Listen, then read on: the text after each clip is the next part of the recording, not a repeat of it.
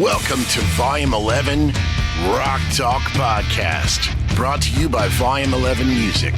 Your hosts, Rich Hoffa, Rick Lawhorn, and Mark Dunn. RockTalk, Volume 11 Music.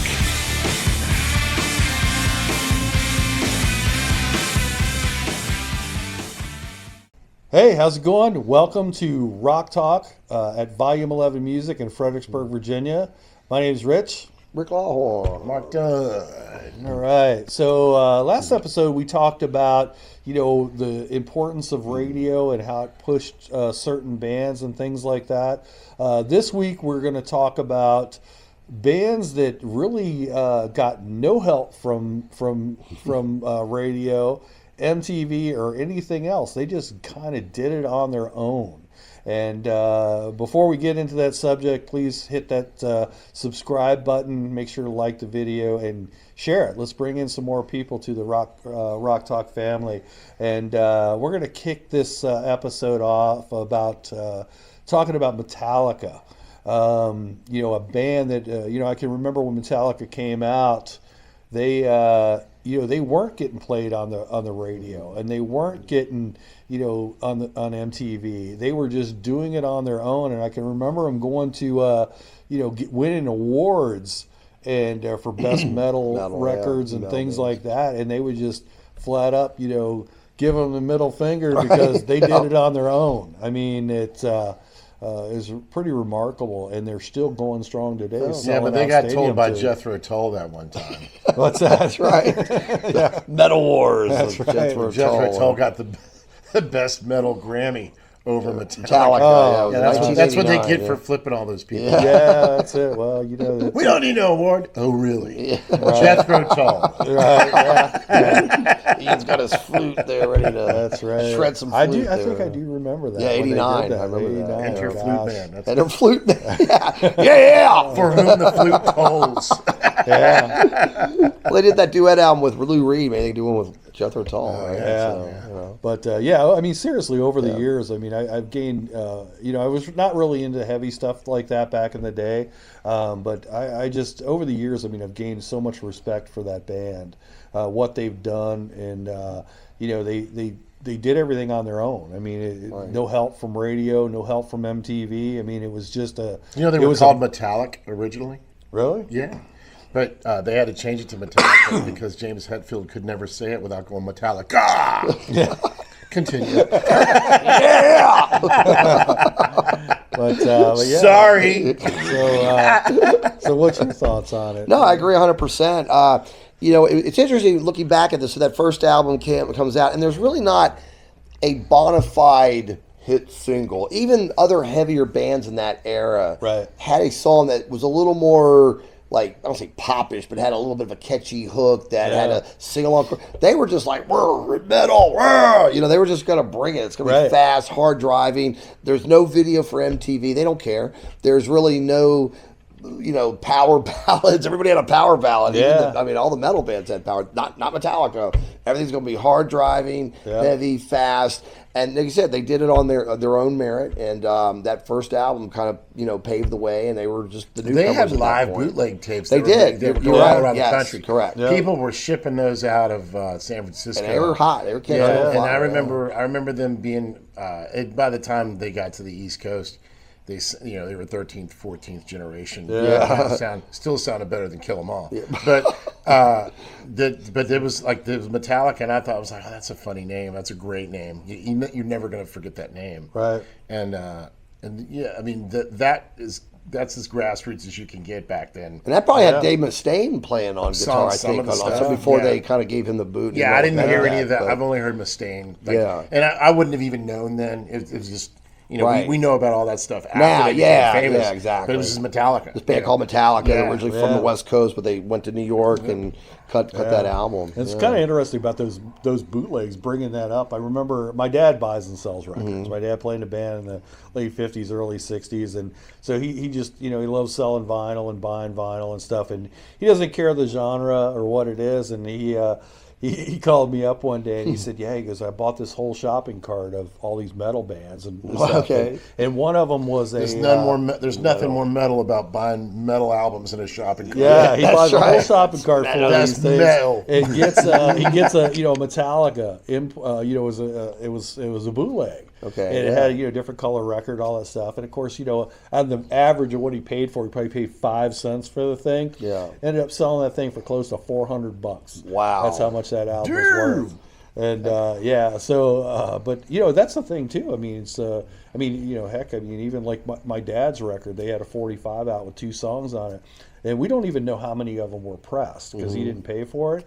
But the last one that I found on eBay went for $110. Wow. Okay. For 45. That must sound real good. Yeah. And even when Metallica went on to that next album, The Ride the Lightning, they still didn't really have a video for MTV, so there's no, which every other metal band pretty much did. This would be 1984. Yeah. And they didn't have a real catchy like pop song that's the single, even though the rest of the albums had everything was pretty, They opened for metalish. Ozzy on that tour, right? I think it was the next tour, Master of Puppets. So that's when they got to. That's the first time. That's the Ozzy. first time I seen him. Because all my friends were telling me That's when they opened for Ozzy. Yeah, they just released Master of Puppets. Shot in the Dark for Ozzy. And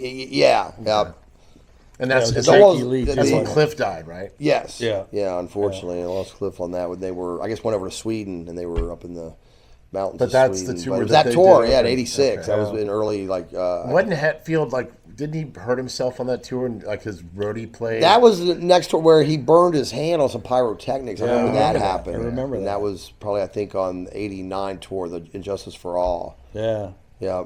And then he was just singing because the roadie, like I said, the roadie ended up playing the guitar parts. Yeah, on the live shows. Yeah, it's really amazing, how big they are. Yeah, with no help early. I mean, Right. but I remember, it's like, especially the high school that I went to, you had so many groups, and back then it was, it was kind of really music oriented because you could, everybody was dressed in their clips. I mean, you had the flock of seagulls, flock of seagulls. You had the drama kids, you had the the rock kids, you had and of course the kids that were into Metallica and stuff. They just long hair, jean jacket, and you had a patch of your favorite band. Gotta have patches on your Metallica patch on the back patch on there. Exactly. With Metallica's airplay, when you think about it.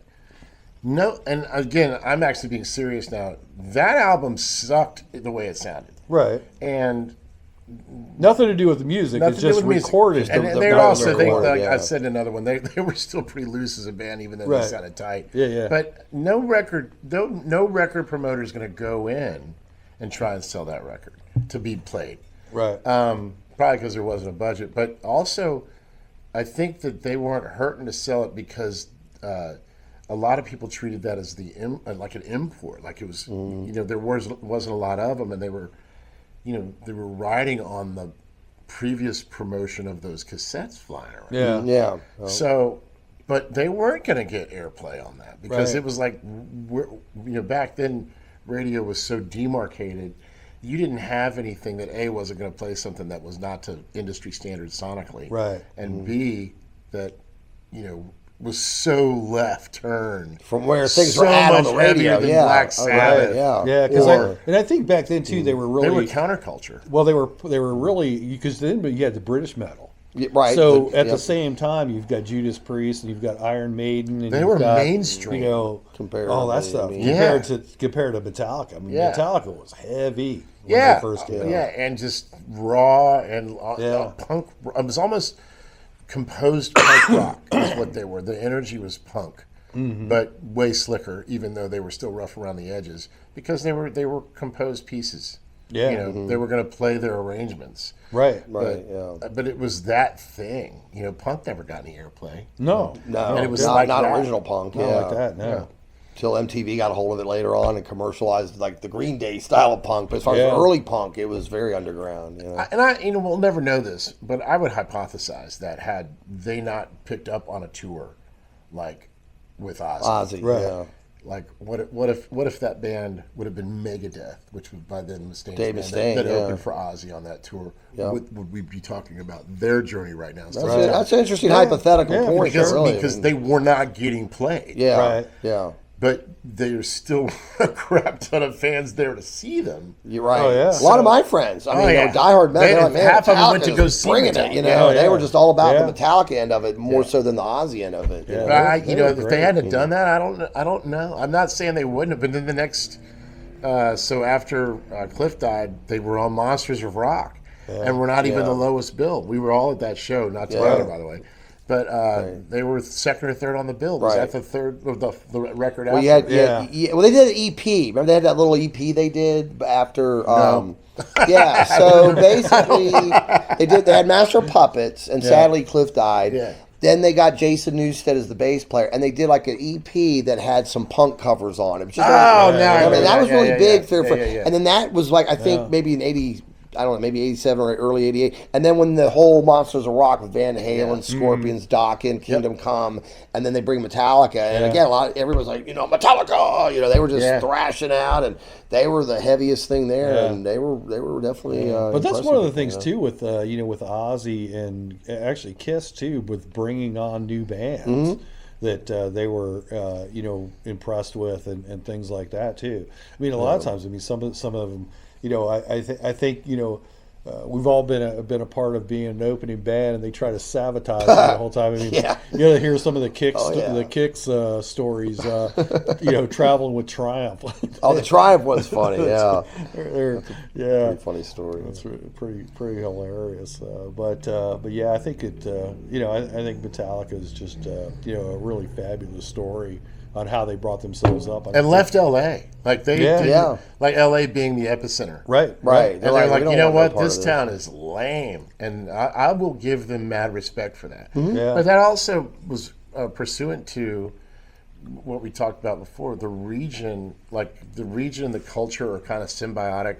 And I don't know who's first there. Right. But for Metallica to have a sound and a vibe in their head and say L.A. is not it that time, and go to San Francisco tells you a little bit about a 5-hour drive north in the same state and how different that town because the San Francisco scene had a real heavy thrash scene. You had Exodus and Testament, Metal Church, a lot of real metal bands. Slayer out of there, Testament, about the Bay Area. And that's the thing, because the L.A. music was all Motley Crue and all that kind of stuff, the hair rock or whatever. Rat and all that was coming out, Dokken and all that stuff, And then a little bit more modern, you guys know more about the Dave Matthews story. Truly grassroots. It's similar grassroots movement, But I mean, Corn Cabshaw, aside from Dave's talent and the hard-working work ethic of that band, Corn Cabshaw saw something in them and facilitated a grassroots movement by virtue of getting them to open in front of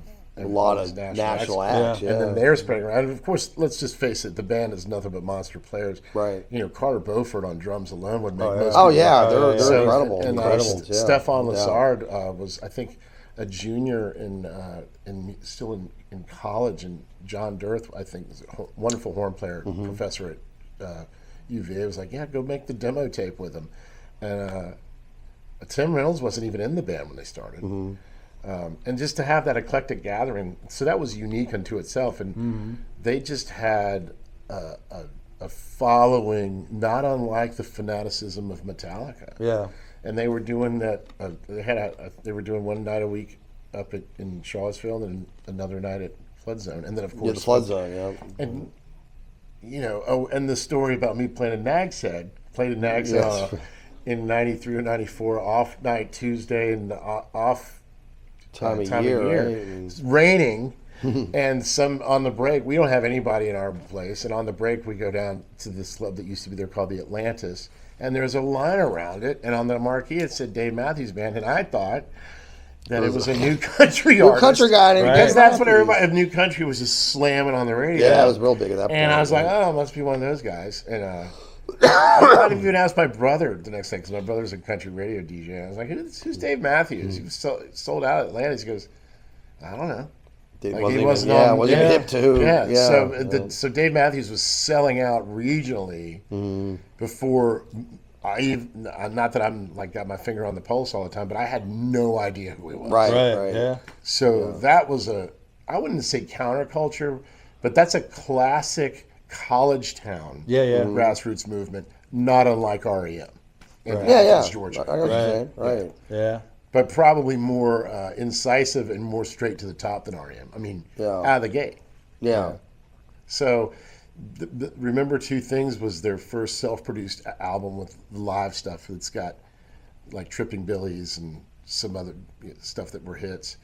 But that song was that record was platinum before they signed to RCA. Right, they didn't even sign the big deal. And they owned yeah. it. And then RCA gave them $1 million, if I'm not mistaken, not as a front, not as an advance. Please sign on our label. Yeah, Here's $1 million. Wow. Yeah, that didn't happen or doesn't happen. Yeah, it's very you don't hear much. And so and Corin Capshaw, the manager, founded Red Light Management. Now they're an international talent agency. He also is the one that came up, if I'm not mistaken, with the whole idea of fan club rewards. Mm-hmm. So they treat it like a Kroger Plus card. If you go to a bunch of shows, and you're in the fan club, and the more shows you go to, when tickets go on sale, you get advance tickets. Yeah. So, and then he's also had enough juice to tell Ticketmaster how it's going to be. Mm-hmm. So, he's a smart businessman. Dave's super talented. They've just churned out wonderful album and tour after wonderful album and tour. And, that started off very humble, with very humble beginnings. Yeah. And will we ever see anything quite like the Metallica story or the Dave Matthews Band? From this point moving on, I think we see it sort of in a new way. Well, I guess. I think with the whole Spotify, online, digital radio, lack of terrestrial radio, like in the previous episode, I think that live music actually is starting to become more important again. Because there's nothing, they're never going to experience what we experienced when we were kids. Yeah, about the mystery of the rock stars and what like that. Now it's, there's pop stars and there's famous musicians, but it's not like it used to be. No, you could never see the quality of musicians in a 1,500 seat venue that you can now, because people, you know what I'm saying, like a Polyphia. Those guys are freaking amazing. If you were going to see them in the 70s, it would have been at the Coliseum. Right. Right. So I think that there's a surge of the importance and the respect or appreciation for live music in kind of a circuitous manner. So in answer to Rich's question, yes, I think we will see more and more grassroots, kind of rumor mill driven, unique, like I'm the cool guy because I told Rich about this band that nobody else knows about. Right. That kind of thing. Yeah. But who will it be? Who will it be? Yeah. Well, I think it's that's the thing too, is it's easier but very hard to find music nowadays. In the same term. There's a lot out there. There's so much. I mean, I'm stumbling across just because of algorithms. Right. We've had that conversation before. But true. I've been finding some really cool bands that are regional, because when you look at where they're playing like in 3 or 4 different states a lot, and these bands are really cool. I mean, there's and I think they'll start branching out, but they're going to be good in their own region. Yeah. But us musician guys, us guitar players, I mean, Eric Johnson did get airplay. Right. He's my favorite guitar player for the most part. Yeah, he's wonderful. Got airplay, not massive, but on the second album. Yeah, I remember. But even before that, we were getting bootlegs. And so that kind of thing, we kind of were part of a moment. Like there's this amazing guru out of Texas named Eric Johnson. He's only got this little bit about it, but there's some but he's phenomenal. And you'd see him in the back of magazines and things like that. The guitar magazine with the little disc of Close to Dover. And so that same type of thing goes on. Yeah. But it's not the same. Right. Yeah. But you still got to kind of be in the know or be on the tip, and it's like getting that information to you about who's cool. And the other thing that's a great comment, Mark. But also, I was going to go back on the Metallica thing. Metallica sort of had I'm not saying they invented it because there were other bands doing it, but this whole new style called thrash metal. So they were on the cusp of a brand new subgenre. You had heavy metal, you never had metal, but this whole thrash thing. Yeah. And because the way they did it, it sort of obviously took off. But so again, the question here being, are we going to see the next new subgenre or genre of music that doesn't previously exist at the moment, but maybe in 5 years or 3 years it will as a new genre? A new math math rock, progressive guitar. That's to me the new thing that's kind of hard for me to take. But I'm only in a sense of like, where's one? yeah, it's hard to right. But math, those guys are that to me is as unique and different in the rock. Well, let's just say metal with a little splash of thrash with some of the cadences and the rhythms, but just intense technical, right. Very, and the very drummers much so, and whatnot, and that to me, and I'd go see that live. I'm not going to listen to it while I mow the lawn, but I'd go see it live. Right. Yeah. Well, I saw Polyphia in L.A. A number of years ago, and they're like clockwork. Right. Yeah. There is no room for error. No, it's very meticulous, and it's amazing to watch that live happen. So that to me is like, it's different than Metallica, but it's the same type of subgenre that's gaining a lot of traction to people that don't even play guitar. Yeah. So. Yeah, I think there's a lot of cool stuff going out there, but it's all fine. So I think that's going to wrap up this week's We should get a Metallica episode. Dave Matthews lineup. Yeah. Metallica's coming to Virginia Tech. Dave Matthews can't play Virginia Tech. Yeah. That's a good point. Yeah. Sorry to interrupt. Oh, you're good. So we're going to wrap up this week's episode of Rock Talk. Don't forget to hit that subscribe button, like the video, and let's share it with your friends so we can build this audience up bigger. And where are you guys playing out this weekend? So this Saturday, after this airing of this show, will be February 15th, I believe. We are Cactus Jack up at Buffalo Moe's in Stafford at 610 Garrisonville. So we're there from, I believe it's from 8:30 to 12:30 there as well. So great time. We're a fun band. You're definitely not going to leave depressed. We put on a good show and a lot of good times and a little bit of classic rock, southern rock, country, and we want to make sure everybody's entertained, have a good time. So come on out for that. February 15th, 1984 was Van Halen at the Hampton Coliseum, and it was a Wednesday night. I am on Valentine's Day at the Star Hill Brewery with the band up in Tyson's Corner. Nice. Yeah. Awesome. Nice. So we'll be making some noise. It's a 9 to midnight 30 show, so bring your Valentine. That's it. Yeah. And I won't be doing any of that. But You're not doing anything. I mean, wow, man. I'm going to be working at the store, fixing guitars, Putting in loading new stuff on the pickups. website. And hey, check out the new website. I'm starting to get all the inventory on there. It's www.volume-11-music.com. Check us out. I ship stuff all over the United States. We've got great prices. Same price as you're going to find it at the big box stores or anywhere else. Plus, we sit around and do this And plus all we do day good long. stuff. Yeah, man, we crack And bad hang out. jokes all Come day. by and long. say hello. We It's a do cool bad place. impersonations. Great vibes and great stories, and fun. you come here and a lot of knowledge, and we help you out. You won't be bored. That's exactly right. So Might be waterboarded, but you won't be bored. all right, well, have a good one, and we'll be back next week with Rock Talk. Peace.